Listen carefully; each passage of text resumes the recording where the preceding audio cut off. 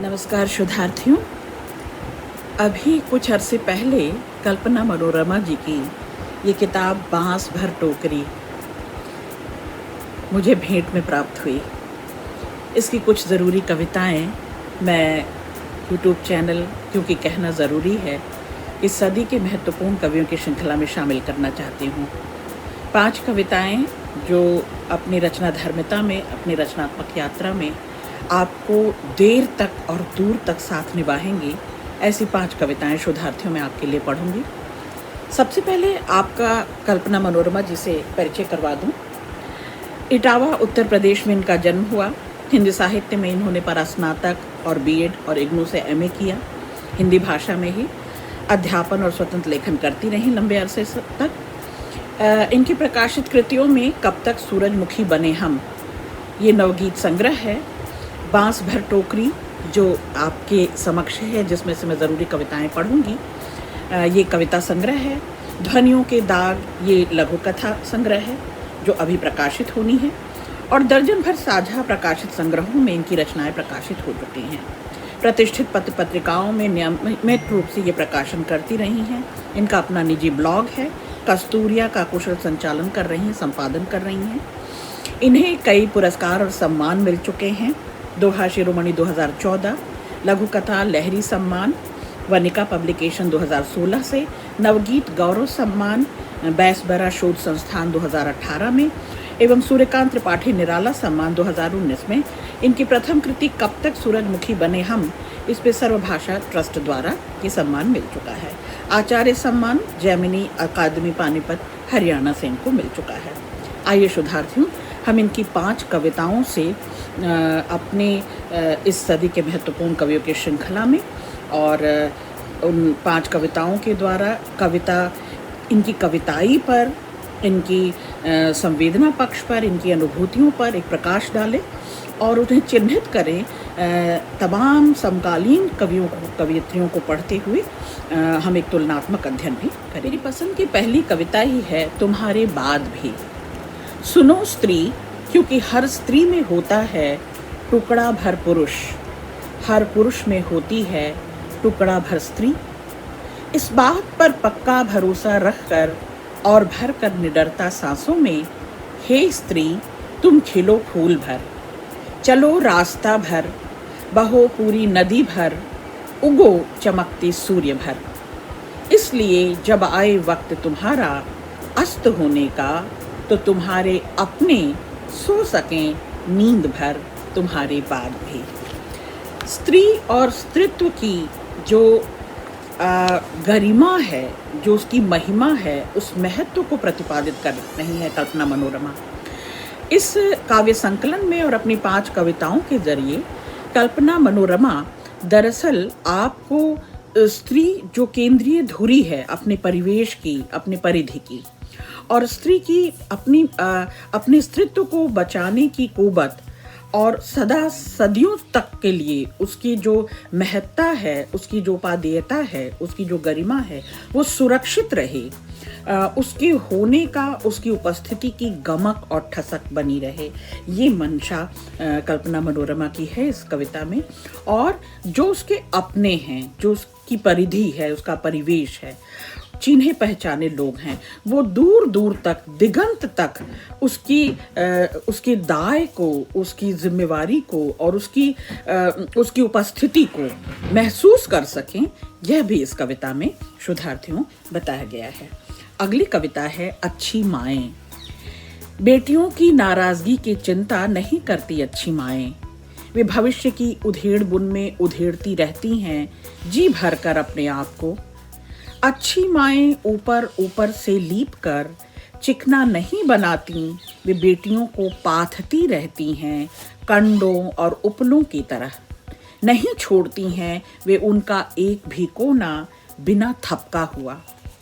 इसके बदले में माओं को प्यार नहीं, मिलती है बेरुखी नाराजगी बेटियों की तरफ से। लेकिन वे फिर भी मढ़ती रहती हैं अपनी ढोलक अंधेरे खटीक की तरह लगन और मेहनत से। वे सोचती हैं, देखती हैं बहुत दूर तक, अच्छी माएँ चाहती हैं जब बेटियां करें आरंभ प्रार्थना अपना जीवन, तो बना सकें अद्भुत आकार, तो बना सकें अद्भुत आकार। अपने गृहस्थी का अच्छी माएँ डांटने से कहीं ज़्यादा दुलारने से डरती हैं, क्योंकि अच्छी माएँ कोयल नहीं बया होती हैं। बया पक्षी का उदाहरण जब जब दिया जाता है, दरअसल घोंसला बनाने, घर बसाने, बचाने, ये बनाने, बसाने और बचाने की कुवत माँओं में होती है। अच्छी माएँ थाप देती हैं, संभार लेती हैं, जटिल दिनचर्या में कठोर बनकर, कभी कदा कर्कश बनकर, कभी कदा थोड़ी सी निर्मम बनकर, दरअसल अपनी बेटियों को और उनके व्यवहार कुशलता को, उनके भीतर के स्त्रीत्व को बचाए बसाए रहने की और बनाने की पूरी काबिलियत रखती हैं माएँ। और वो ये कोशिश करती हैं कि भी भरपूर स्त्री होकर अपनी गृहस्थी में, अपने घर में उसी बसावट को लेकर जा सके दाए के रूप में। तो माएँ दुलारती नहीं, संभारती हैं। माएँ थाप देती हैं, तो दरअसल वो उस तरह का प्रेशर है कि आपके स्त्रीत्व को निखारना, आपके भीतर की गरिमा को निखारना, आप जो चतुर्दिक अपनी जिम्मेदारियों के साथ और अपने स्त्रीत्व के साथ जो सबको अपना बना लेती है, सबको अपने में समो लेती है, सब में घुल मिल जाती है, सबका दुख सुख साझा कर लेती है, ऐसी स्त्री बनाने की लगातार कोशिश चल रही है। और कल्पना मनोरमा उसी ओर इशारा कर रही हैं कि माएँ, अच्छी माएँ दरअसल अपने संस्कार, अपना व्यवहार, अपना बोल बर्ताव और अपने को थोड़े से ज़्यादा अपनी बेटियों में सहेज लेती हैं, रोक देती हैं और उनका भविष्य इस तरह से सुखमय बनाती हैं, उन्हें एक भरपूर स्त्री बनाती हैं। तो वो खुली छूट उस तरह की नहीं देती कि ममत्व में, प्रेम में, दुलार में कहीं कमी नहीं होने पाती, लेकिन वो साथ संभार, साथ साथ एक गुरु की तरह गढ़ती हैं अपनी बेटियों को। तो ये जो गढ़ना है, यही दरअसल उस बया पक्षी की तरह, कोयल की कुहुक नहीं है, मिठास नहीं है, कोयल की बोली बानी नहीं है, मधुरता नहीं है, लेकिन बया की तरह बसने, बचाने और बनाने की लगातार मुहिम में शामिल रहती हैं अच्छी माएँ। एक अगली कविता जो मुझे विशेष पसंद आई, सभ्य कठपुतली। ये चिल्लाने का नहीं, चुपचाप डिजिटल होने का समय है, कहती है जामुन के पेड़ पर कुछ कुतरते हुए एक गिलहरी। गलत उच्चारण पर टोकती है 10वीं पास पत्नी अपने प्रोफेसर पति को रसोई घर से। काम वाली बाइयां सीख रही हैं ऑनलाइन कंप्यूटर, भरेंगी वे भी आवेदन पत्र जल्द ही ऑनलाइन। बच्चे पढ़ते पढ़ते सीख रहे हैं हिडन मैसेज भेजने की कला अपने मित्रों से। घायल वक्त जुटा रहे हैं कलपुर्जे करने को असेंबल रोबोट, जल्द ही आएंगे ज़मीनी तौर पर एक नहीं, छोटे बड़े कई कई किस्म के रोबोट सभी के लिए। इस अंदेशे में बीवियां सीखने लगी हैं बिना रूठे अपनी बात ढंग से कहना। उन्हें डर है अगर वे चली गईं रूठ कर मायके, तो घर में आ जाएगी प्यारी सी रोबोटिक बेबी, जिसमें भरा होगा कूट कूट कर सेवा भाव। रोबोटिक बीवी जानती होगी आम को आम ही नहीं, इमली भी कहना मालिक के अनुसार। मोबाइल में सिमटते जाएंगे डॉक्टर, टीचर और परचून वाले, कहता है खिड़की से झांकता हुआ टुकड़ा भर आकाश। आम आदमी बनता जाएगा इलेक्ट्रॉनिक जिन्न के हाथों की सभ्य कठपुतली। शोधार्थियों, आप देखें कि कल्पना मनोरमा जी की कविता में आखिरी पंक्तियों में जैसे की होती है, कुंजी होती है और पूरी कविता वहाँ से खुलती है। आम आदमी बनता जाएगा इलेक्ट्रॉनिक जिन्न के हाथों की सभ्य कठपुतली, वक्त भूलता जाएगा खुलकर हंसना और रोना आने वाले तकनीकी समय में। दरअसल ये लॉकडाउन पीरियड में और उसकी जो विभीषिकाएं हम सब ने एक साथ देखी, ये वैश्विक आपदा विपदा जो हम सब ने एक साथ झेली है, और उसने किस तरह से हमारे जीवन को यांत्रिक बना दिया है शोधार्थियों। किस तरह से हम इस कंप्यूटर में, इस मोबाइल में कैद हो गए हैं और अपना नैसर्गिक जीवन भूल ही गए हैं। अपनी सहजता, सरलता, पारदर्शिता कहीं छोड़ आए हैं, कहीं हमसे छूट गया है, छिटक गया है। कल्पना मनोरमा उस ओर भी इशारा कर रही हैं कि लगातार इन बक्सों में ऑनलाइन कैद होते हम।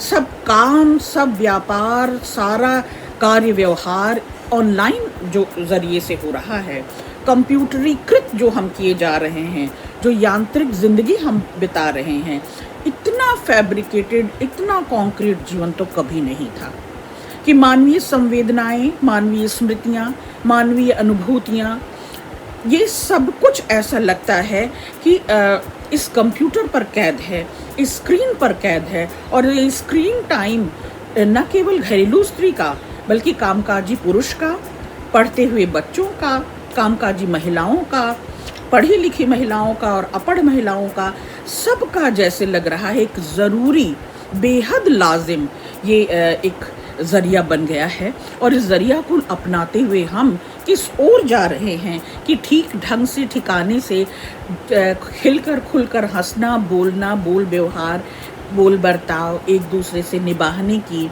अपनाने की, रूठने मनाने की कला ही भूलते जा रहे हैं। अपनी वास्तविकता हम छोड़ते जा रहे हैं। तो कल्पना मनोरमा इस ओर भी इशारा इस कविता में करती हैं।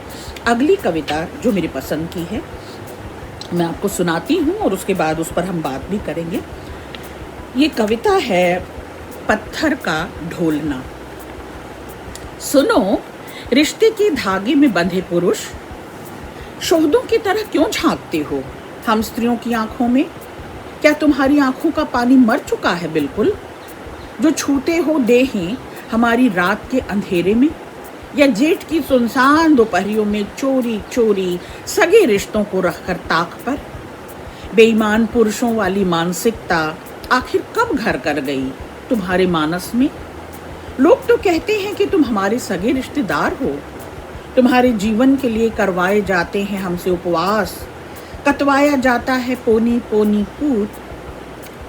पोनी सूत, करवाई जाती है निर्मल प्रार्थनाएं बढ़ाने के लिए उम्र तुम्हारी बहनें, बेटियां और भतीजियां करती हैं तुम्हारे लिए पूजा, व्रत और मांगती हैं नेमतें।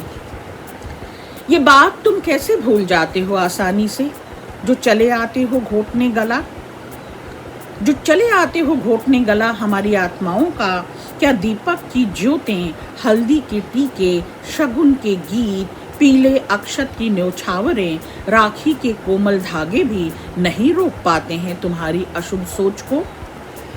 कभी कभी गुस्सा तुम पर नहीं, अपनी जैसी दिखने वाली उन औरतों पर आता है जो सब कुछ जानते हुए भी कर देती हैं तुम्हें माफ और हमें मौन पुजवाती हैं देवता तुम्हारे लिए। उनसे पूछना चाहती हूँ कि वे क्यों नहीं बंधवा देती हैं तुम्हारे कटकलेजे पर पत्थर का ढोलना, जो रगड़ रगड़ कर छीलता रहे तुम्हारी आत्माओं को। शायद दैहिक उन्माद में हो जाते हो तुम, इतने अंधे कि धकेल देते हो उस औरत को अवसाद के गर्त में जो तुम्हें अपना अपना अपना कहते थकती ही नहीं थी कभी। तुम्हें लाज नहीं आती होगी अपने कृत्यों पर, परंतु हमें दया आती है तुम्हारे ऊपर और तुम्हारे साथ बंधे अपने रिश्तों पर।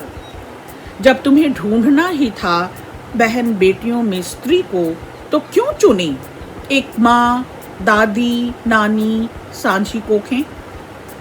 क्यों बंधे उस सगे रिश्तों की बागडोर से जिसे पकड़कर संसार करता है 84 लाख योनियों की यात्राएं? जब छूना ही था तुम्हें बुरी नीयत से हमारी देहों को, तो होते पराए पुरुष कम से कम अपना सगा रिश्ता खोने का दुख तो न होता हमें। कल्पना मनोरमा जी इस कविता में दरअसल शोधार्थियों, साथियों, जो घरेलू हिंसाएं हो रही हैं, घरेलू यौन शोषण हो रहे हैं, जो चचा, फूफा, मामा, बिरादरी में, परिवार में, रिश्तेदारों में जो बच्चियां यौन हिंसा की शिकार हो रही हैं, उन पर दरअसल ये कविता बड़ी मार्मिक ढंग से बड़ी करुण व्यथा और की गाथा सुनाती है। यह कविता शोधार्थियों, स्त्रियां कहीं सुरक्षित नहीं हैं। बच्चियां किसी भी उम्र की हों, वो युवा हैं, वो बच्ची हैं, वो बुजुर्ग हैं, वो कहीं सुरक्षित नहीं हैं। इस देह को छूने और देह को जिस दृष्टि से वे देखते हैं, पोर पोर दुखाता है हमारा। जिस नज़र से वे हमें आर पार देखते हैं, जिस नज़र से वे हमें ताड़ते हैं, हमें देखते हैं और भोगने की इच्छा रखते हैं, कल्पना मनोरमा आहत हैं उससे। और वो कहती हैं कि तुम काश ऐसा होता कि यारी रिश्तेदारी में न होते, घर परिवार में न होते, संग साथ की जाने चिन्हे पहचाने न होते, तब हम सब्र भी कर लेती। लेकिन ये जो चार दीवारी की आड़ में होता है, ये जो संस्कार और परंपरा और मर्यादा के नाम पर होता है, ये जो हम चुप सी लगा लेती हैं।